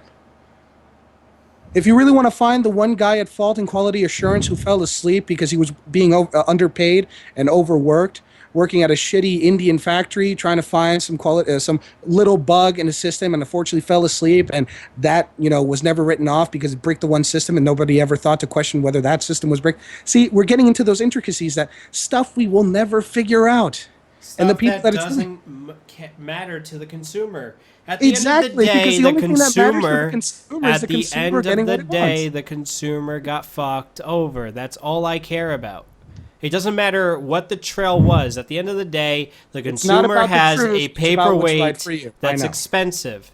And that's what I'm just saying is at that point, A fucked over B. A is Sony, B is consumer. The consumer only deals with one faceless, company, and that's Sony. Sony is the one that pushed out the update, not the consumer. So why should the consumer be responsible? Then the consumer's responsible because the consumer chose to upgrade. The consumer chose to download. Okay, then look at as it was so eloquently put in those Matrix movies that I still swear to God today don't exist. It's a problem of choice. Okay, here we go. Here's actually a very interesting thing. When you turn on the PlayStation Plus's auto update feature, you don't sign any agreement. So the system automatically turns itself on, checks well, if you're online. dumb enough to turn it on, you got to read the reports of that. Let's talk about the legal jargon here. There is nothing, no license term, contract, or anything that you touch. The system automatically turns itself on, automatically downloads the latest patch, automatically accepts the license terms by itself, no user intervention required, automatically installs said update and reboots, and then shuts itself down. Now, let's say if you're a guy who had that feature turned on, which I did, luckily, they pushed the update after that day where it would run it. I set it about 10 o'clock in the morning. They pushed the update later on in the day. So luckily, my system didn't download and install this update. So I only have the 4.41 update. I don't have the 4.45. If my system downloaded this update by itself because this feature's turned on, who's at fault? I didn't sign anything. Yet you said it yourself. Every time you click on an update, you have to accept the EULA. I didn't accept the EULA. The system did it itself. I didn't code it. I don't know what to tell you there. At that point, I say they're at fault. At that point, congratulations, Robin Hood. You've got your case. Now you need to throw that case and see if it'll actually stick. I think my point is, at the end of the day, it's still not them at fault. This just means that you could probably get some money out of them and Jew them out of it. Good for you, but that's it. Out of it. Come on, Andy. You're really stooping that low. Stooping what low? This is how it works, dude. You're right. If the auto update feature goes against the EULA, if it goes against all of these safeguards and it just automatically accepts the update without double checking, without checking with the user, then yeah, there you go. You got your smoking gun. You got your silver bullet. That's how you can totally throw this case at Sony and say it was Sony's fault. Now, is it in reality Sony's fault? Hell fucking no. Are they going to pay if you win the case? You bet your ass they're going to pay. Is everyone going to say it's their fault? Yes. Is it really their fault? No, it's not. It's not a matter of whose fault it is. It's a matter of who has liable responsibility. You're arguing on two different terms, thinking that they mean the same thing. Responsibility does not mean liability. Liability does not equate responsibility. If it is like that, you got yourself a case. You need to throw it at Sony, and I hope the people who have their systems bricked take the time and actually put in and make this a movement, make this a thing. Okay. Because as much as I like Sony right now, yeah, they deserve to pay for whatever damages they do if you find a way through the system to say, yeah, this was all Sony's responsibility. Well, but if not, this is well, you're fucked. This is what I think of Sony. Up now. Now you fucked up. Now you fucked up. Now you fucked up. Now you fucked up. Now you fucked up. Now you have fucked up. Mr. President, will you please be quiet? Suck my presidential cock, bitch. You fat ass piece of shit. You Tubalard looking motherfucker. What? What? What? What? And then, unfortunately, Jack got hammered in the ass. Now you fucked up. For those of you who don't know, that is a skit from The Whitest Kids You Know. Just look for Abraham Lincoln, and now you fucked up. Now you fucked up. Is there anything you want to add, Kira? Well, I went to go get a snack and Yeah. came back. The bloodshed is over. You may now talk. Oh, dear God. I mean, after everything that Andy says, I do see where he's coming from with, you do, but with the exception of you, Jack, who didn't have to push the okay. But for the people that did, no one reads that crap in the first place. But I do at least see where American Andy's coming educational system. from. Yeah. Well, no, But I see where Andy's coming from, but I still think that it is the company's fault. Because here's the thing, and he's probably going to say, well, that's what you push the okay for. But when I purchase a system and I run it through an update, I'm having faith that the company is going to update the system without my console breaking. And, I had a friend who went to go update his PS3 just like any other update. You're going to go and you're going to do the update just like you did, the other 5 or 6 or 7 updates you have in the past. So you expect it to work, and just going into it like with the failure of it last night, it's just, you have faith in these consoles for them to actually work for you, and to go into them thinking that they're going to work and then they don't. I just feel like that's the company's fault, because when you purchase a system, you're giving money to the companies saying, hey, I have enough faith in your company and in your system to give me the experience I want. And when the companies can't give you that, and they screw up, I still don't see how that's the customer's fault, if that makes any sense. or better yet, I don't see how it's the customer's problem. Now, I think you're still equating liability to responsibility. If you're trying to find blame, it's no one's fault. But when it comes to liability, yeah, if you did, like our friend Jack here did, and didn't take notice of it and put it on automatic, if it's in that scenario, yeah, you do deserve, liability coverage, etc., etc. But if you did take the time to usually read the EULA, every single EULA always has the same notice. No one's going to take the time to read it. No one in their right mind is going to spend 3 hours reading a document. They changed the EULA, because remember, before you didn't have the arbitration clause. Now they added that. And I can see where you're coming from here. But you also have to understand that if you have a warning label on something you're consuming, you should stay warned. It's kind of the same thing. This is the same proposition as people who smoke and then complain for getting lung cancer. There is a warning on the package. If there's a warning on the system that says there is the possibility that all the money and faith that you put into us is going to go poof in the carpet. Here's the problem, right? In order to utilize your service that you pay for, like if you're paying for PS Plus, you have to update your system to sign in to utilize what you purchased.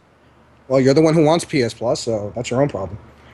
No, PS Plus is awesome, so go fuck yourself. I'm not saying whether it's awesome or not. I'm saying that you're the one responsible for making a choice of what you want. This is why I was talking about Verizon Fios. It's part of the service. Fix it. You know what I mean? It's like, do you want me to I constantly don't work for pay Verizon, you? so I can't help you there, buddy. But I can understand where you're coming from, Jack. I know what you mean.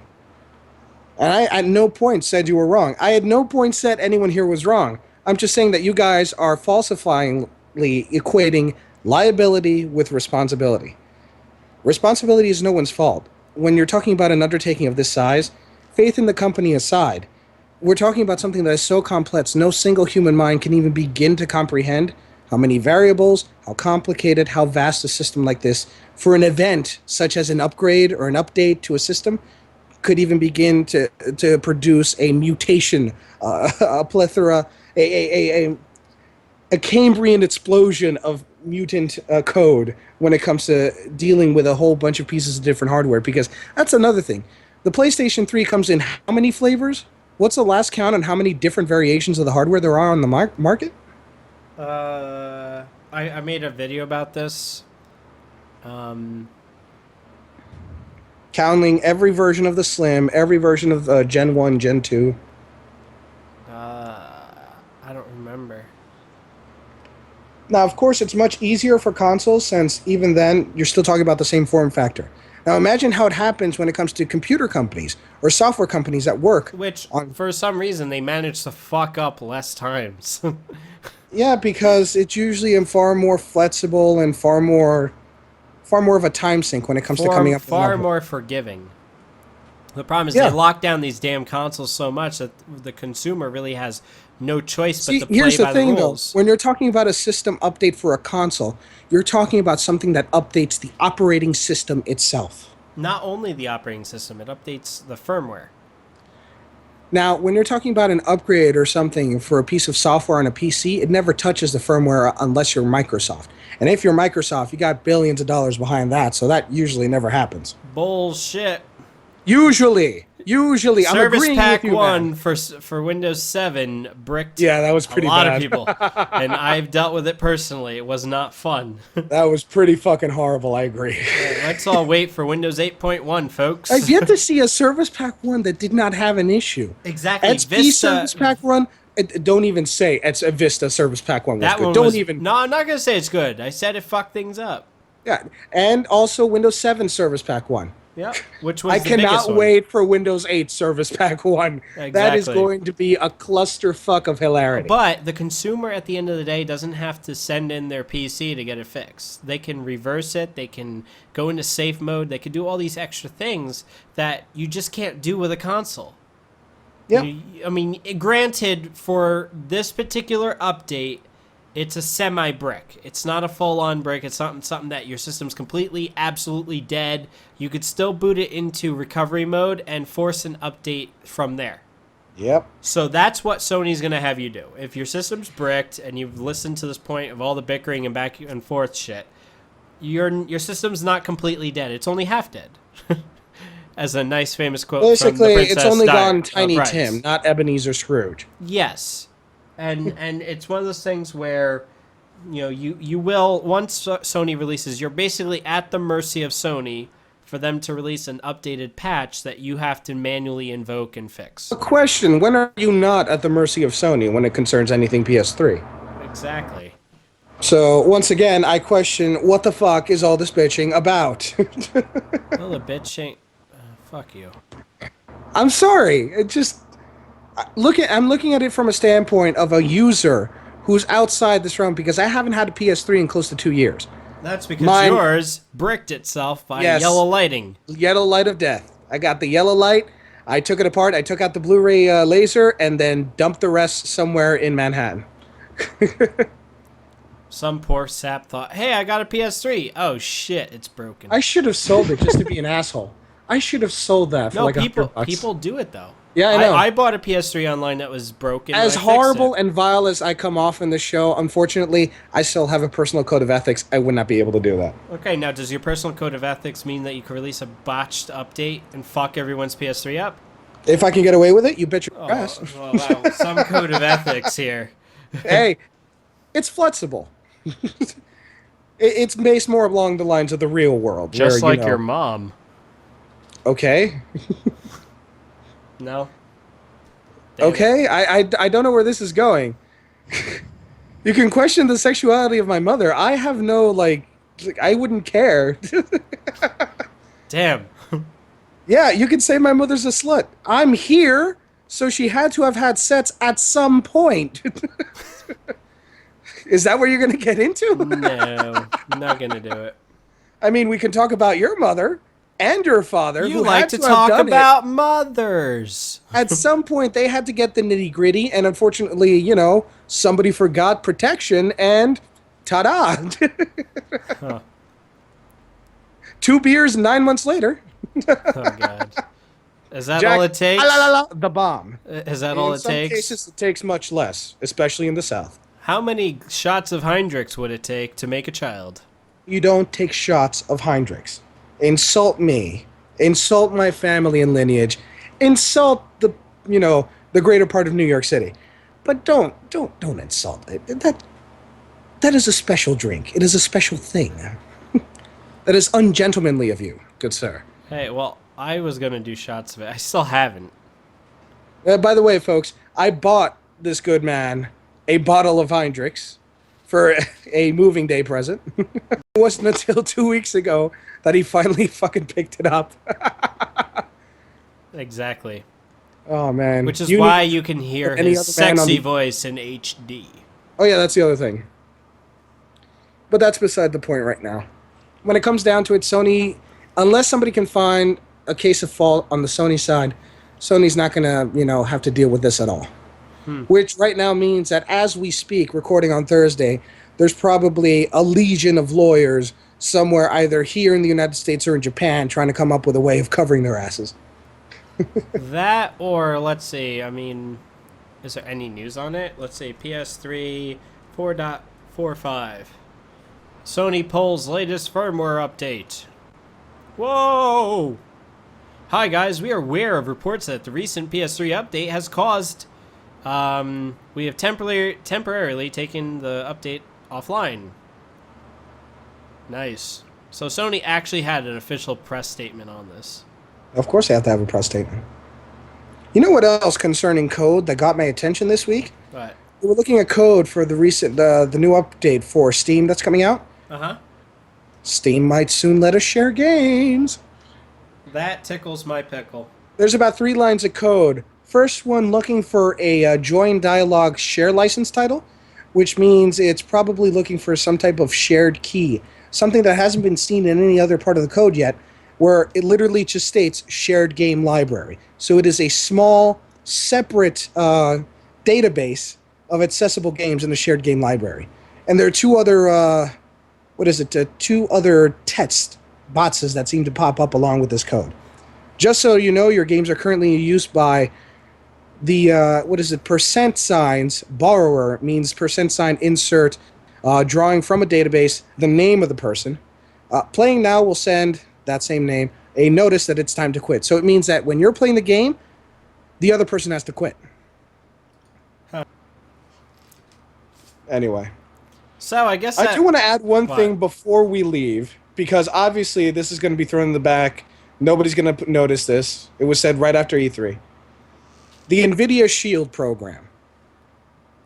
Well, a lot of people saw it, $350 for a handheld Android Tegra 4 device that would allow you to stream any game that you have on a PC with an NVIDIA card. I think that's fucking gnarly. it's not $300 gnarly. No, it's not $350 gnarly. It is $300 gnarly. Because it is its own, it is a system in itself. Unfortunately, it is Android, so you're only going to go with games that are both NVIDIA classified and also Just like a witch, do Android. not splash water on Android. It burns. Yeah. And sparks. Yes, don't throw it into the river because it will sink. Just like my microwave. Even though witches are supposed to float. I'm melting. Anyway, but yeah, I think it's fucking incredible, and especially now that we're starting to see a surge in a lot of interest in programs like the Oculus Rift and the NVIDIA Shield, taking the idea of high-end gaming in as portable a scale as possible without destroying the form factor itself. I'm interested. I'm excited. Also, did you see what happened with the Oculus Rift? They got $16 million on the first run. Nice. You know how much interest it is from the initial $2 million that they got from Kickstarter? They're just hiring people left and right.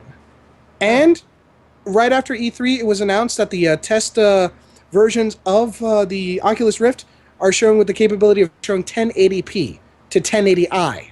Huh. So for people who are saying that the resolution was low, fuck off.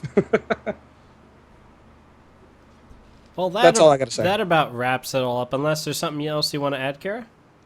No, this has been really long. Yeah, next week, Kira will talk more. I'll try. The next episode title will be UGP episode 28 with 50% more Kira. No one wants me. Psh. Andy, that's the part where you're supposed to say, oh my. I will hold Watch my it. oh my until I have further information. What, you don't, come on, who doesn't want 50% more Kira? I don't know. I haven't experienced enough Kira to say I want 50% more of it. I do not have valid amounts of data, good sir, and I'm not presumptuous. Does not compute. Okay. Platypus, everybody.